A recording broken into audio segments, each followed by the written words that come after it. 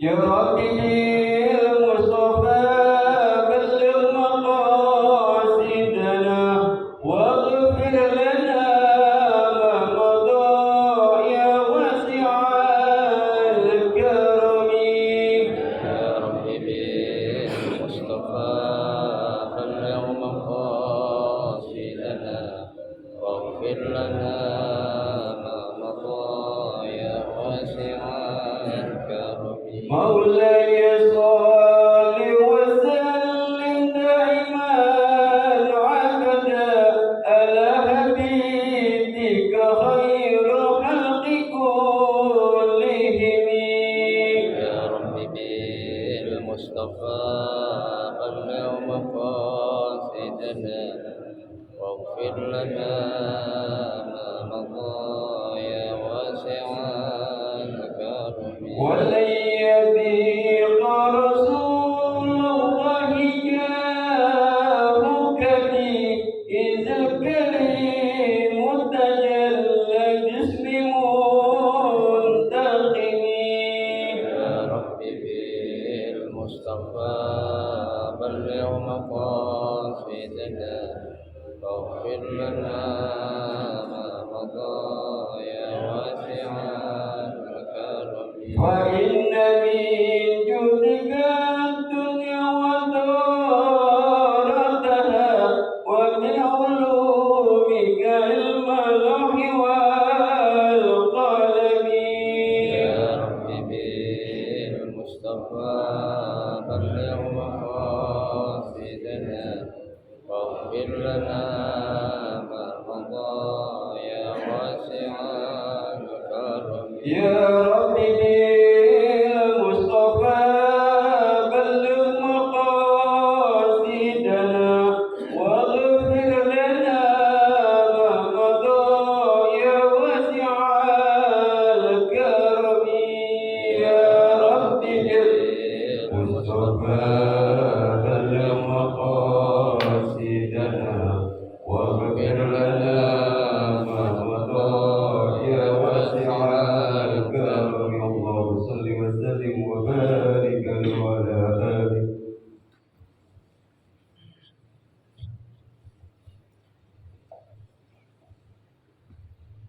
الفاتحة. بنية أن الله يفتح علينا فتوح العارفين ويفقهنا في الدين ويرزقنا كمال الإخلاص واليقين، وبنية أن الله سبحانه وتعالى يوصل ثوابها إلى أرواح العلماء العاملين الراسخين في العلم اليقين من المحدثين والمفسرين والفقهاء في الدين. ونخص خاصة إلى مؤلف بهذا الكتاب الشيخ الإمام تقي الدين أبي بكر بن محمد الحسيني أن الله سبحانه وتعالى ينفعنا بعلومه وببركة أسراره ويعلي درجاته في الجنة. ثم إلى أرواح آبائنا وأمهاتنا وأجدادنا وجداتنا وأعمامنا وعماتنا وأخوالنا وخالاتنا ولجميع المسلمين والمسلمات والمؤمنين والمؤمنات. ثم إلى أرواح المؤسس بهذا المسجد من الواقفين ومن بنى عليه والمتصدقين أن الله سبحانه وتعالى يستر عيوبهم ويجعل قبورهم روضة من رياض الجنة. وإلى حضرة النبي المصطفى رسول الله صلى الله عليه وسلم شيء لله لهم الفاتحة.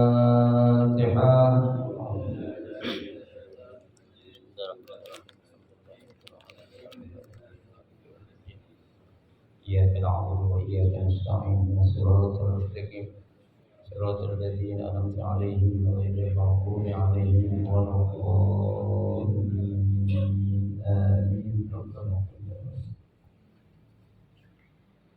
السلام عليكم ورحمة الله وبركاته.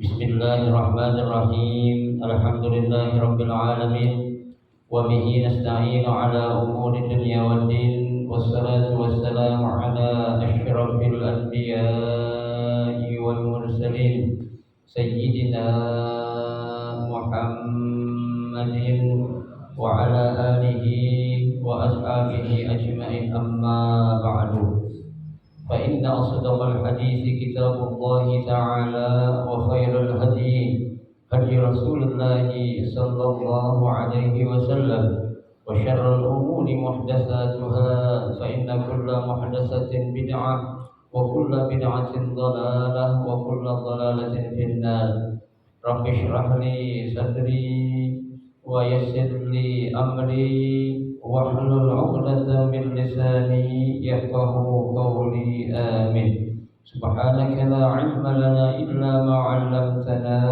إنك أنت العليم الحكيم لا حول ولا قوة إلا بالله العلي العظيم. Para asatidzah, para hujjaj, para sesepuh, bapak-bapak hadirin jamaah majelis taklim Masjid Jami' Ar-Rahmah yang dirahmati dan dimuliakan Allah Subhanahu wa taala. Alhamdulillah kita bersyukur kepada Allah Subhanahu wa taala di malam hari ini. Allah Subhanahu wa taala masih memberikan kepada kita karunia nikmat-Nya yang cukup banyak.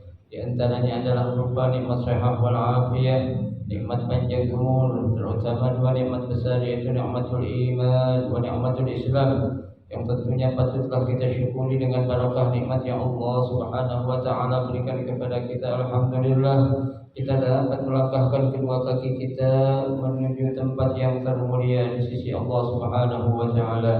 Baitun min buyutillah, dalam rangka kita mencari keridhaan Allah Subhanahu wa taala serta kita menuntut ilmu. Harapan kita mudah-mudahan rangkaian ibadah yang sudah kita kerjakan, yang sedang kita kerjakan dan yang akan kita kerjakan, kesemuanya Allah Subhanahu wa taala akan memberikan ganjaran pahala yang berlipat ganda. Ilmu-ilmu yang sudah kita pelajari mudah-mudahan Allah Subhanahu wa taala jadikan ilmu yang bermanfaat, dan yang akan kita pelajari mudah-mudahan Allah berikan kemudahan kepada kita untuk memahami dengan sebaik-baiknya. Amin Allahumma amin.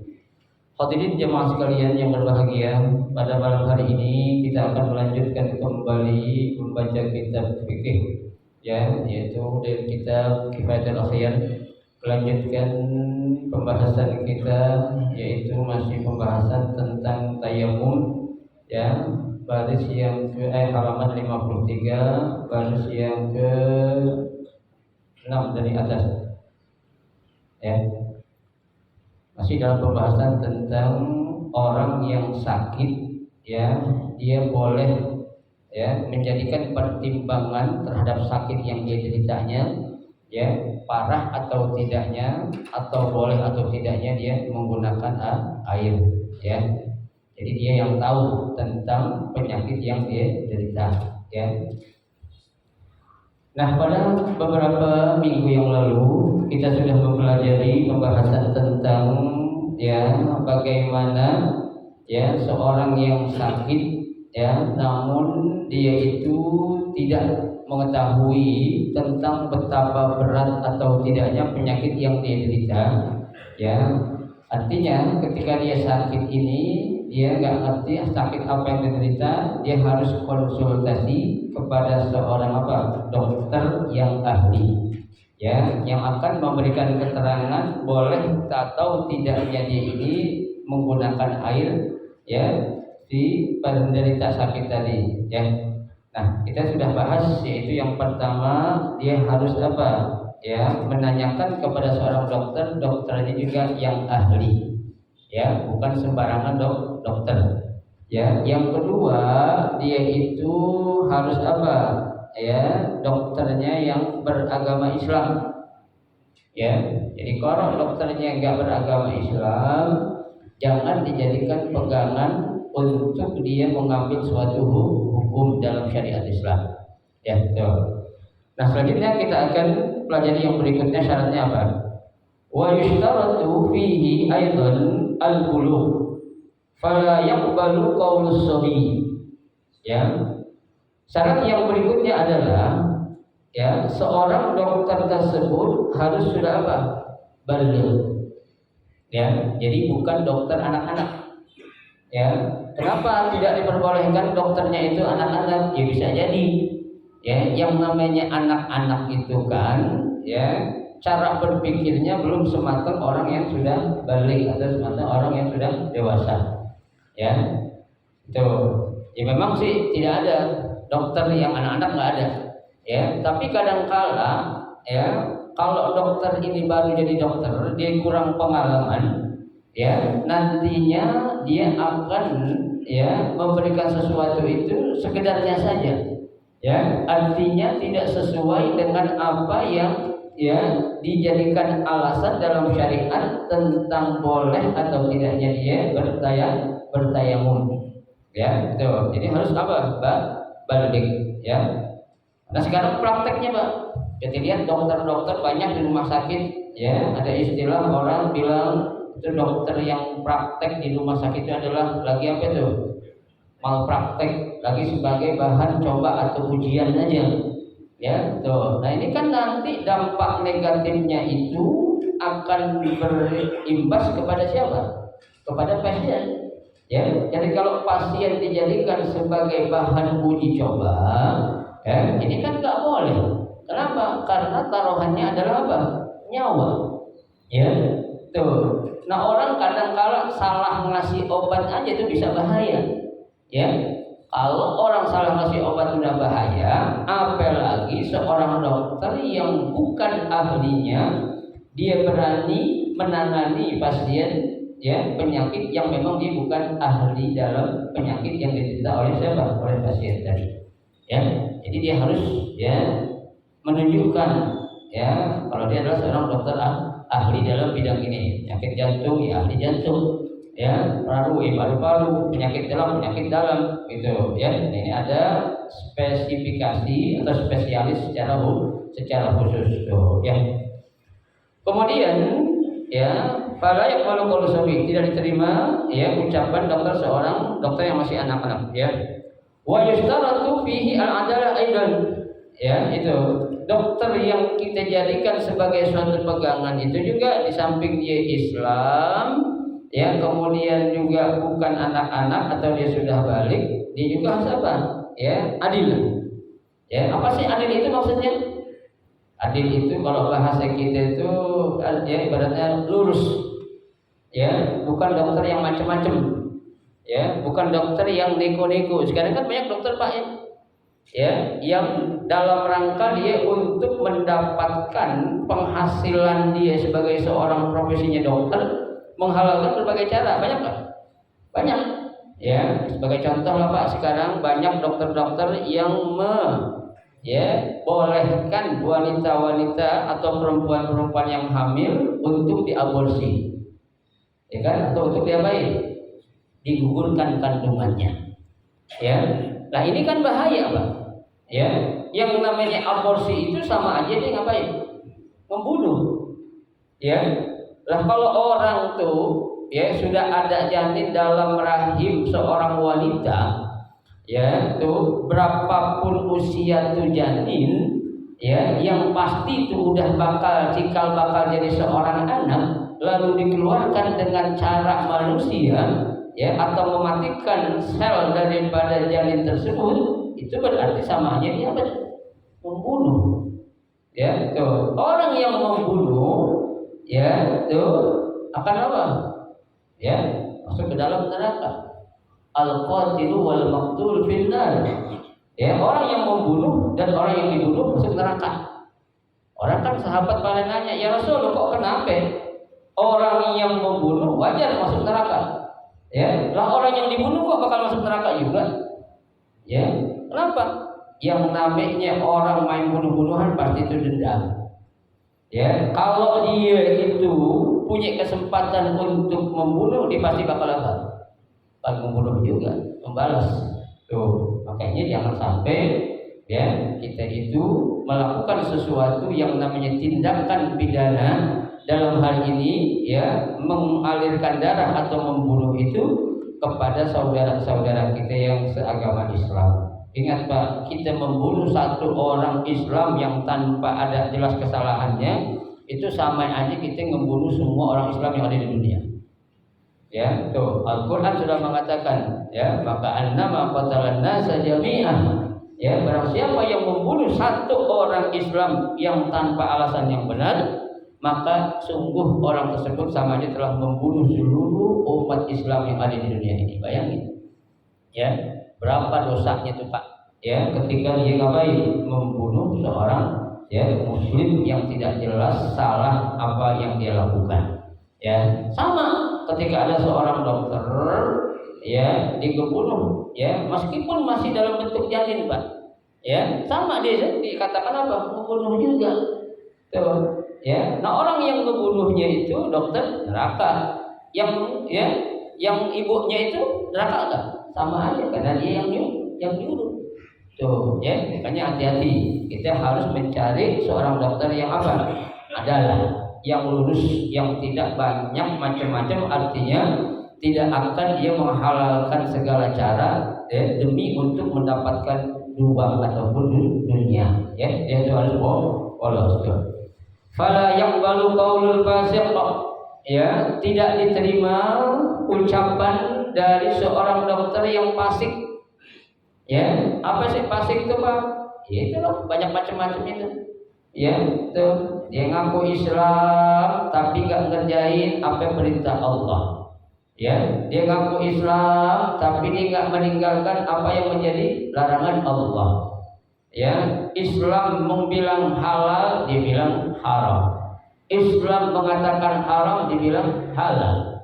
Ya, nah ini namanya fasik Pak. Puasa Ramadan, Islam diwajibkan umatnya untuk berpuasa, dia kagak puasa. Ya, zakat sudah mencapai syarat, ya, untuk dia mengeluarkan zakat, kagak zakat itu harganya.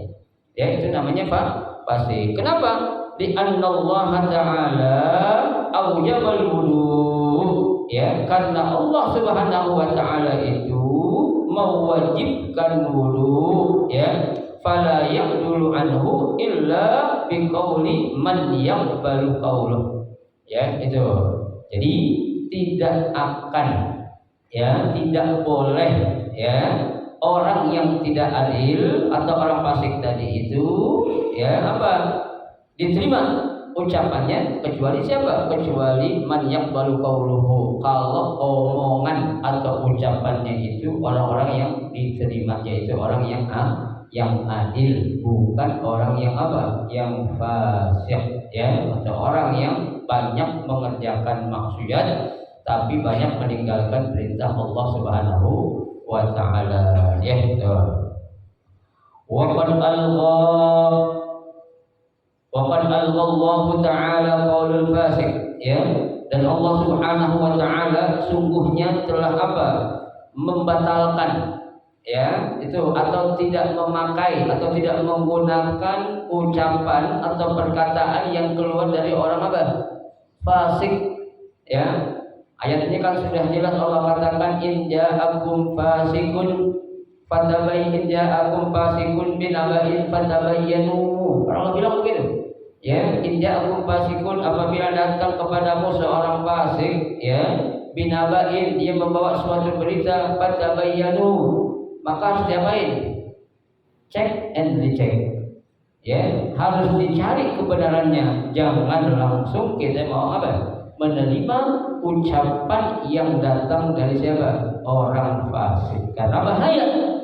Ya, itu. Karena mungkin dia mengatakan sembarangan aja. Ya, kalau orang munafik lain lagi. Ya, kalau munafik kan ibaratnya itu bermuka dua namanya itu. Ya, zulwajhain, istilah dalam hadisnya itu orang munafik tuh. Ya, di depan dia ngomong begini, di belakang ngomong begono. Ya, di kanan dia ngomong begini, di kiri ngomong begono. Kan lain. Ya, padahal yang ngomong siapa? Dia juga, tapi mukanya ada berapa?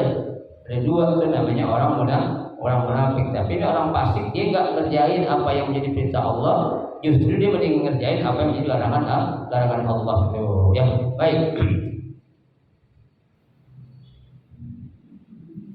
Fayalzimu min qabuli qaulil fasik. ya mukhalafatul rabb fi ma'amarihi, ya mengharuskan untuk menerimanya ucapan ya seorang dokter tapi dia fasik itu sama aja tuh dia apa? Melanggar apa yang menjadi apa? Perintah Allah. Ya, padahal dengan tegas tadi Allah sudah katakan jangan coba-coba kamu mendengar suatu berita yang dibawa oleh orang fasik langsung ditelan mentah-mentah, jangan. Ya, tapi dicari apanya dulu? Kebenarannya. Allah yang bilang itu. Makanya kalau ada ucapan itu jelas-jelas dari orang fasik, udah hapus saja, delete aja. Ya, jangan diapain, jangan dipercaya. Ya, karena ini apa? Berbahaya nantinya tuh. Ya, betul. Wa yaqbalu qaulul abd wal mar'ah. Ya. Ya, dalam ucapannya ini ya, dokter meskipun dia seorang budak, atau budak ya. Nah, itu bisa diterima. Ya, tuh. Qaulul mar'ah. Dokternya perempuan juga boleh terima enggak? Boleh. Yang penting dia apa? Islam. Dia itu adil, ya. Dia itu sudah balik, ya. Itu enggak jadi masalah.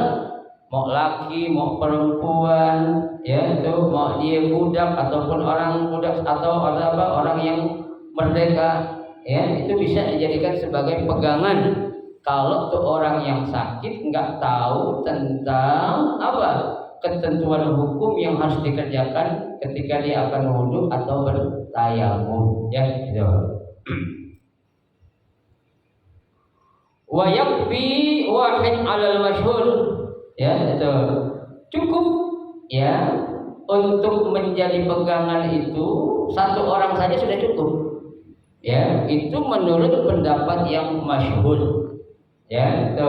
Ini ada pendapat mengatakan satu orang aja sudah cukup dah, nggak perlu dua apalagi tiga, ya kan gitu. Kenapa? Karena namanya konsultasi dengan dokter kan nggak gratis Pak ya, bayar nggak?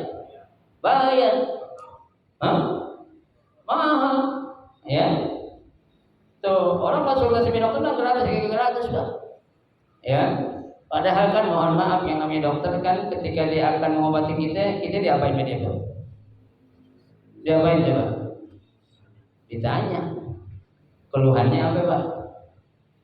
Ya, keluhannya apa ya? Ya, kita bohongin bisa nggak? Kita sakit perut, kita bilang aja, kepala kita puyeng. Ditahu nggak? Nggak tahu. Tuh, ya. Itu dokter mahal loh Pak, konsultasinya itu, karena sekolahnya ini mahal. Ya, tuh. Konsultasi paling murah sekarang gocap, nggak 3 menit Pak.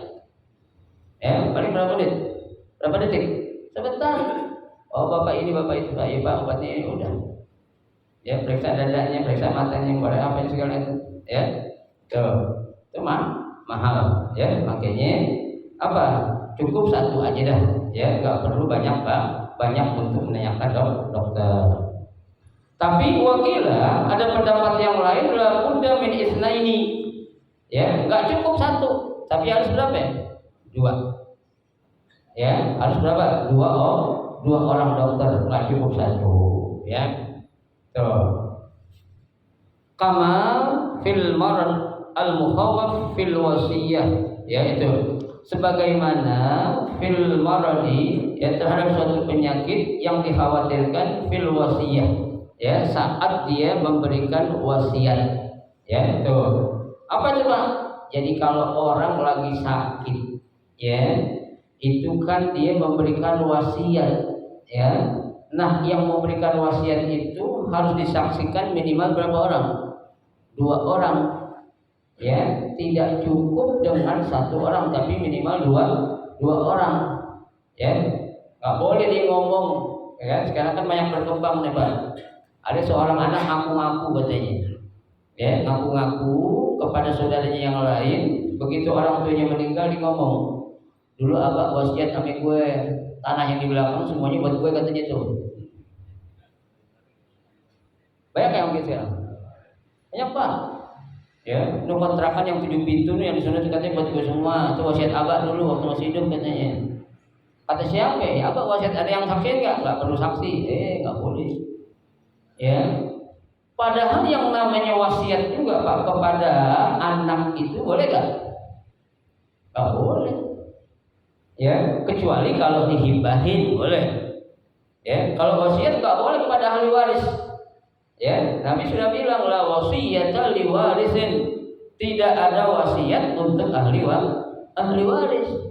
Ya. Lah kalau tuh anak ngaku-ngaku bilang abahnya wasiat kontrakan yang 7 pintu buat dia, menang banyak dia. Ya, saudaranya yang lain kebagian nggak? Kebagian, ya itu berantem, berarti nggak boleh. Ya, kalau yang namanya wasiat tuh Pak, kakek kita, bapak kita wasiat, ya, waktu sakit bapak kita bilang, tolong, ya nanti itu tanah yang di sebelah utara tuh yang sekian meter, abah wakafin buat Masjid Ar-Rahmah ya. Ya, jangan lu apa-apain tuh, jangan lu hitung nanti waktu pembagian warisan.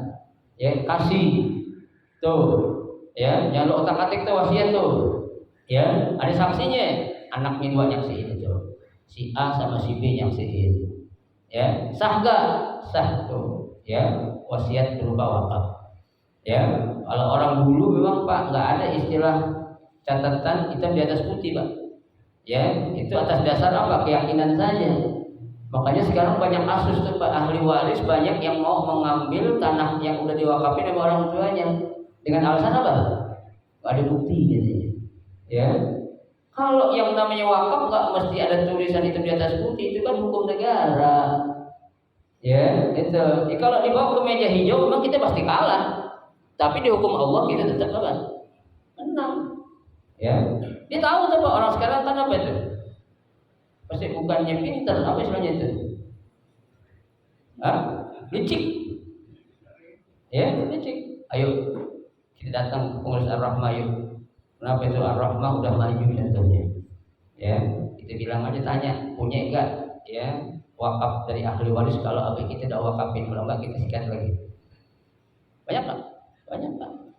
Ya, belum lama saya nanganin masjid yang ada di daerah kebagusan. Ya, itu ahli warisnya nuntut, minta pengen ngambil lagi katanya. Iya, saya bilang kasih aja, kasih, biarin aja kasih. Maaf Pak, alhamdulillah belum saya urusannya dulu baru dipanggil sama Allah. Ya, jangan main-main sama urusan kayak gini. Ya, itu. Ada aja nanti itu, ya, dampak negatif yang bakal didapat. Ya, saya bilang udah kasih aja daripada ribut, malu-malu aja orang Islam ribut berbutin masjid, saya bilang gitu. Ya, kan alasannya itu Pak. Tuh ahli warisnya pengen minta apa? Bukti kalau AB-nya dulu pernah ngasih wakafin tanah. Ada gak tanda tangan AB? Kalau nggak ada berarti bohong lo, kata dia gitu. Ya, ya kagak ada, orang dulu mana ada. Ya, kita udah yakin aja udah, insya Allah tuh, ya. Masa sih? Ya, orang tua dulu bohong memikirkan kita kan nggak mungkin. Ya, itu jangan sampai ya. Makanya untuk menguatkan suatu bentuk wasiat itu dalam Islam harus disaksikan minimal berapa? 2 orang. Ya, itu. Baik. Fa innal madhhab al-jazm bi istiratil adad hunaka, ya itu. Nah, salah satu madhab yang mengharuskan syaratnya ya untuk meminta pendapat dengan jumlah ya minimal 2 ya. Di sini kata mu'alif wa kana al-farqu anna fil wasiyah yata'allaqu ya zalika bi huquqil adamiyyin. Ya, kalau kita nyuruh minimal 2 orang disamain sama waktu wasiat, kata pendapat yang satu tadi bilang ya ini kalau wasiat itu kaitannya hubungannya sama manusia, ya hakul adami, ya. Tapi kan kalau namanya wudu, ya atau mandi wajib, itu hubungannya sama siapa? Allah, ya. Jadi nggak perlulah pakai 2 orang atau 3 orang, 1 orang udah apa ya? Udah cukup, ya. Kata pendapat yang pertama, tuh, ya. Baik.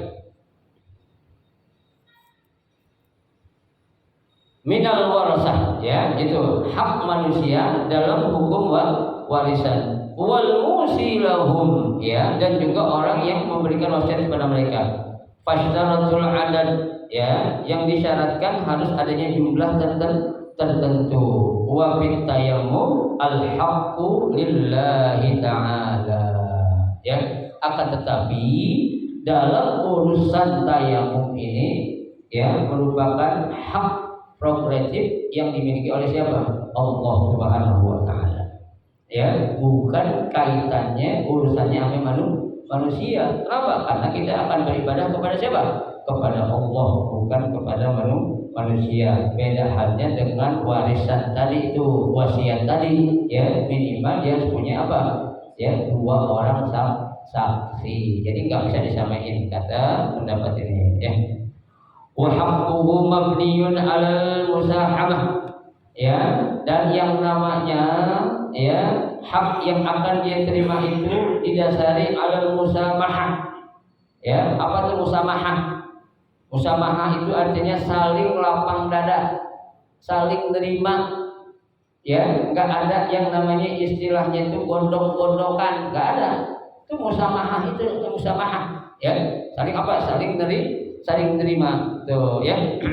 Wa li annal wudu lahu badalun wa huwa at-tayammum. Yang namanya wudu itu bisa ada badalnya. Ada apanya tuh? Ada penggantinya. Apa tuh? Tayamum. Ya, nah kalau wasiat, ya, bisa digantiin enggak? Ada badalnya enggak? Enggak bisa. Ya. Kalau contohnya Pak, orang berwasiat kepada saya, ya, maaf ya, itu tahu-tahu sayanya enggak ada, kemana enggak ketahuan gitu. Ya, ada orang dari saya ngaku-ngaku udah selain saya dah katanya. Sampai aja boleh enggak? Enggak boleh. Ya, harus yang bersangkutan, yang apa? Yang menerimanya.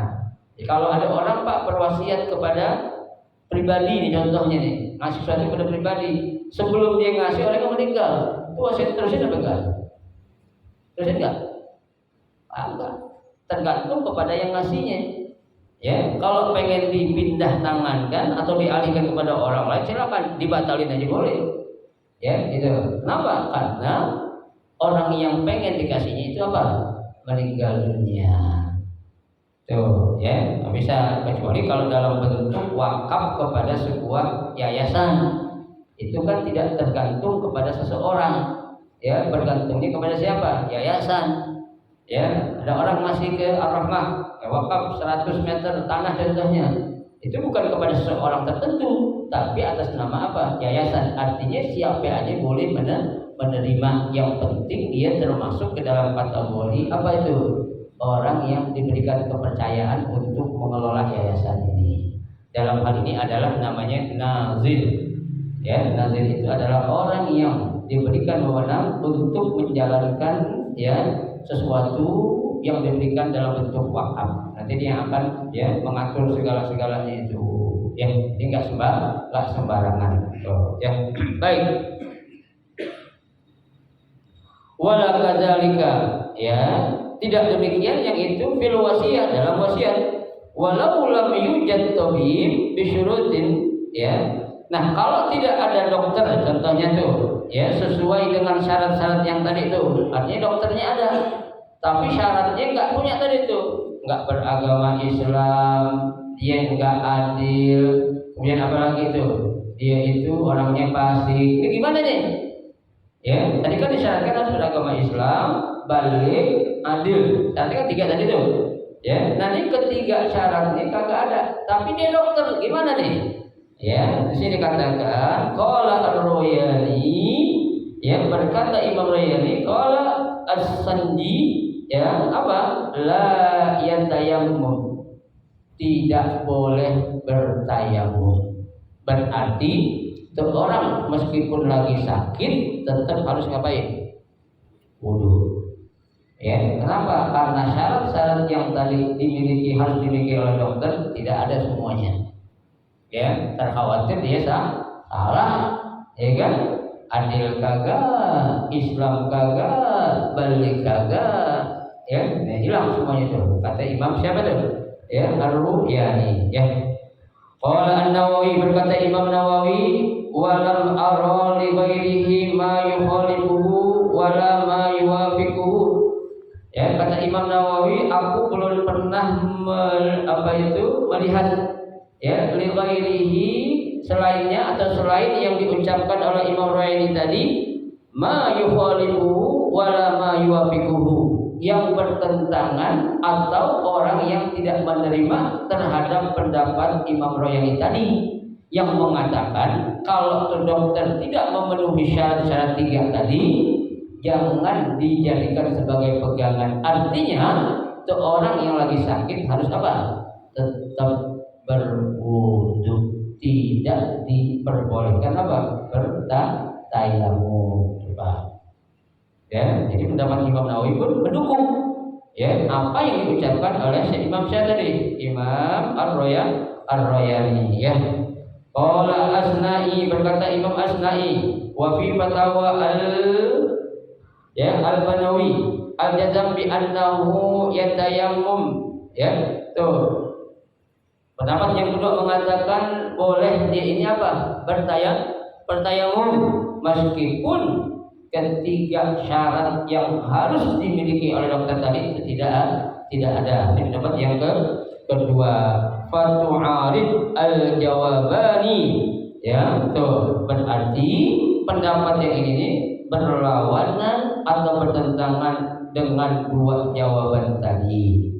Wa ijabul wudu wal ghuslu ma'al jahli, yaitu diperintahkannya atau wajibnya wudu ataupun mandi ma'al jahli yang diiringi dengan ketidaktahuan ya, yuhal al-illah ya, itu akan apa? Menghilangkan adanya illat ataupun alasan. Jadi kalau tidak ada alasan yang kuat yang mengharuskan dia itu ingin atau akan melaksanakan suatu hukum, kalau alasannya nggak ada jangan dipakai.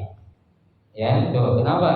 Karena ada kaidah fikih mengatakan al-hukmu yaduru ma'al illati wujudan wa adaman.